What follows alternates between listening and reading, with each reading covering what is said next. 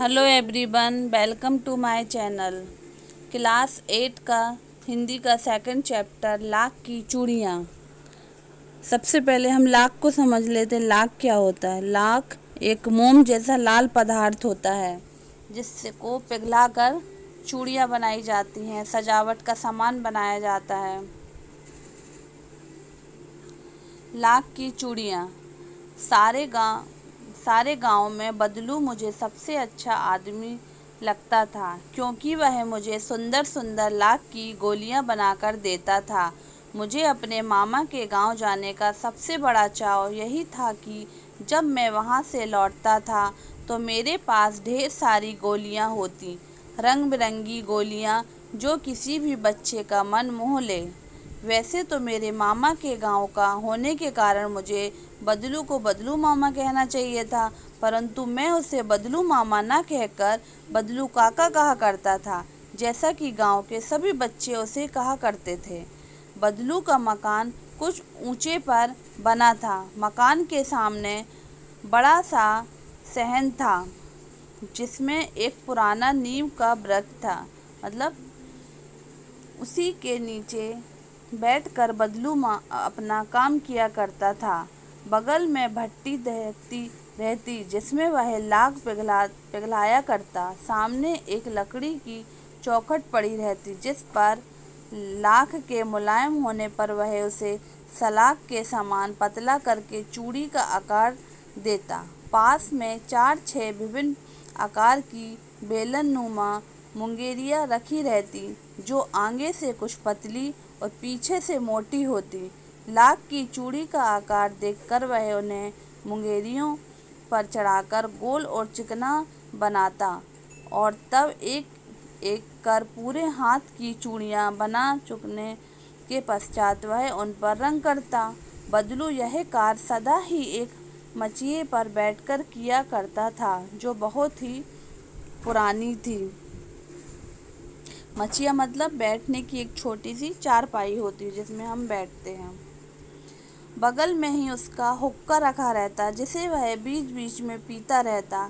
गांव में मेरा दोपहर का समय अधिकतर बदलू के पास बीतता। वह मुझे लला कहा करता और मेरे पहुंचते ही मेरे लिए तुरंत एक मचिया मंगा देता। मैं घंटों बैठे बैठे उसे इस प्रकार चूड़ियाँ बनाते देखता रहता। लगभग रोज ही वह 4-6 जोड़े चूड़ियाँ बनाता। पूरा जोड़ा बना लेने पर वह उसे बेलन पर चढ़ाकर कुछ क्षण चुपचाप देखता रहता, मानो वह बेलन न होकर किसी नववधू की कलाई हो। बदलू मनिहार था। चूड़ियाँ बनाना उसका पैतृक पेशा था। पैतृक पेशा मतलब होता है जो पुश्तैनी काम रहता है, पूर्वजों से जो संबंधित होता है, जो पीढ़ी दर हमारे दादा पापा जो शुरू करते वो जो काम चला आता है उसको हम कहते हैं, उसको पैतृक पेशा कहा जाता है। वास्तव में वह बहुत ही सुंदर चूड़ियाँ बनाता था। उसकी बनाई हुई चूड़ियों की खपत भी बहुत थी। उस गांव में तो सभी स्त्रियां उसकी बनाई हुई चूड़ियाँ पहनती ही थीं। आसपास के गांव के लोग भी उससे चूड़ियाँ ले जाते थे, परंतु वह कभी भी चूड़ियों को पैसों से बेचता ना था। उसका अभी तक वस्तु विनिमय का तरीका था और लोग अनाज के बदले उससे चूड़ियाँ ले जाते थे। बदलू स्वभाव से बहुत सीधा था। मैंने कभी भी उसे किसी से झगड़ते नहीं देखा। हाँ, शादी विवाह के अवसरों पर वह अवश्य जिद पकड़ जाता था। जीवन भर चाहे कोई उससे मुफ्त चूड़ियाँ ले जाए, परंतु विवाह के अवसर पर वह सारी कसर निकाल लेता था। आखिर सुहाग के जोड़े का महत्व ही वह होता। मुझे याद है मेरे मामा के यहाँ किसी लड़की के विवाह पर जरा सी किसी बात पर बिगड़ गया था और फिर उसको मनाने में लोहे लग गए थे।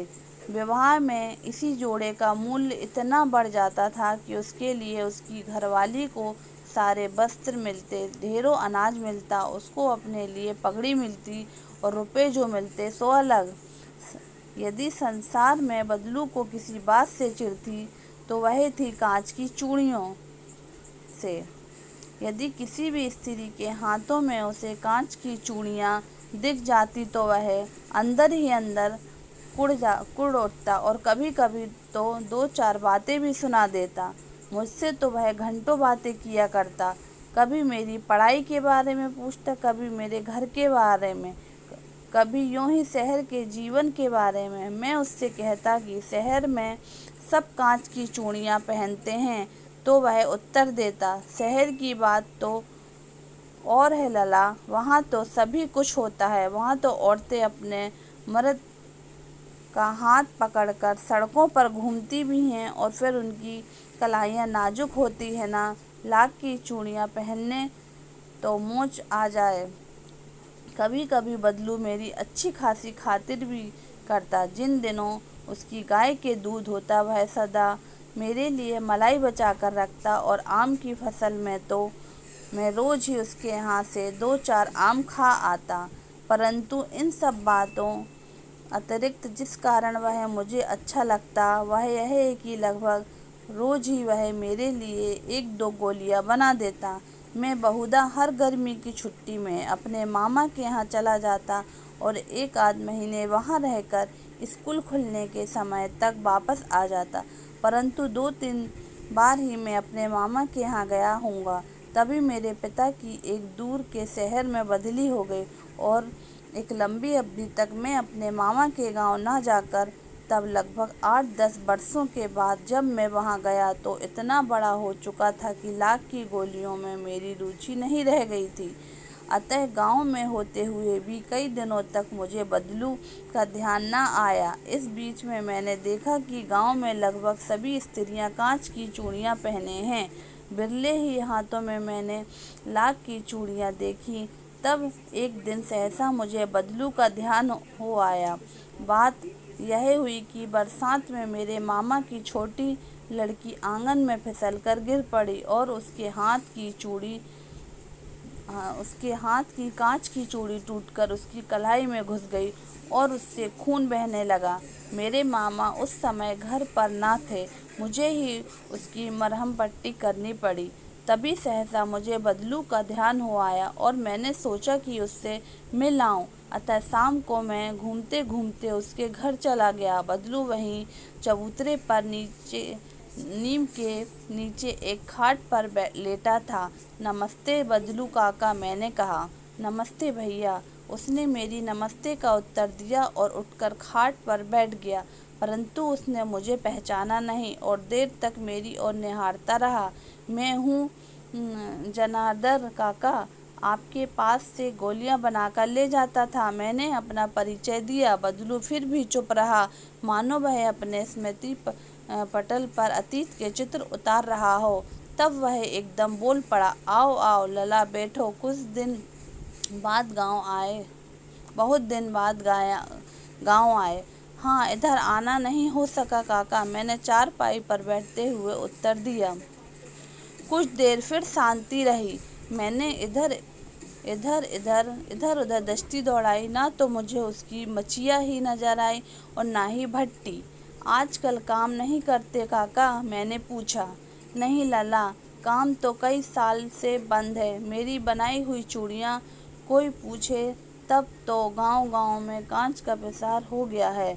वह कुछ देर चुप रहा, फिर बोला, मशीन युग है ना यह लला, आजकल सब काम मशीन से होता है। खेत भी मशीन से जोते जाते हैं, और फिर जो सुंदरता कांच की चूड़ियों में होती है, लाख में कहाँ संभव है। लेकिन कांच बड़ा खतरनाक होता है, बड़ी जल्दी टूट जाता है, मैंने कहा। नाजुक तो फिर होता ही है लला। कहते कहते उसे खांसी आ गई और वह देर तक खांसता रहा। मुझे लगा उसे दमा है। अवस्था के साथ साथ उसका शरीर ढल चुका था। उसके हाथों पर और माथे पर नसें उभर आई थी। जाने कैसे उसने मेरी शंका भांप ली और बोला, दमा नहीं है मुझे, फसली खांसी है। यही महीने 2 महीने से आ रही है, 10-15 दिन में ठीक हो जाएगी।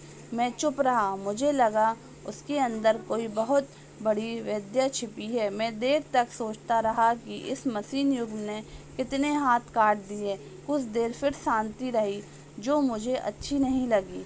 आम की फसल अब कैसी है काका? कुछ देर पश्चात मैंने बात کا विषय बदलते हुए पूछा। अच्छी है लला, बहुत अच्छी है, उसने लहलकर उत्तर दिया और अंदर अपनी बेटी को आवाज़ दी, अरे रज्जो, लला के लिए आम तो ले आ। फिर मेरी ओर मुखातिब होकर बोला, माफ़ करना लला, तुम्हें आम खिलाना भूल गया था। नहीं नहीं काका, आम तो इस साल बहुत खाए हैं। वाह वाह, बिना आम खिलाए कैसे जाने दूंगा तुझको। मैं चुप हो गया। मुझे वे दिन याद हो आए जब वह मेरे लिए मलाई बचा कर रखता था।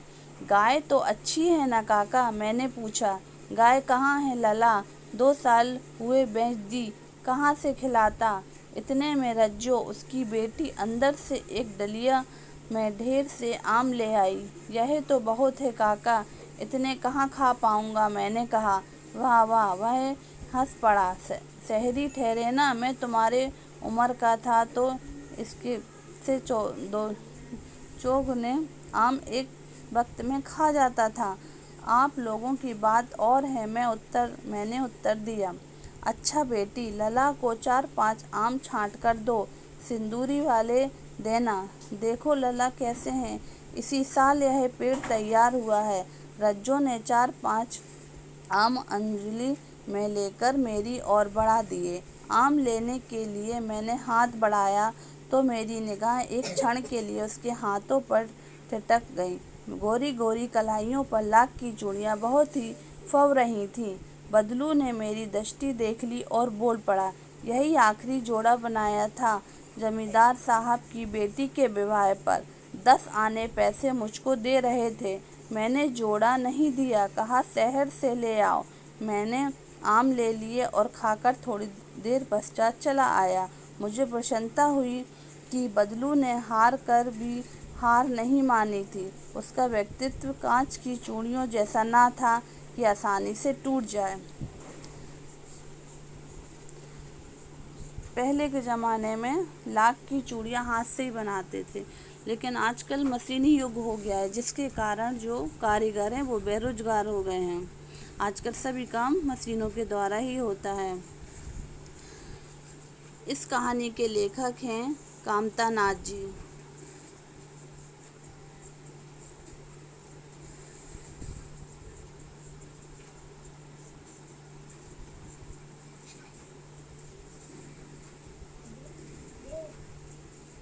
Thank you.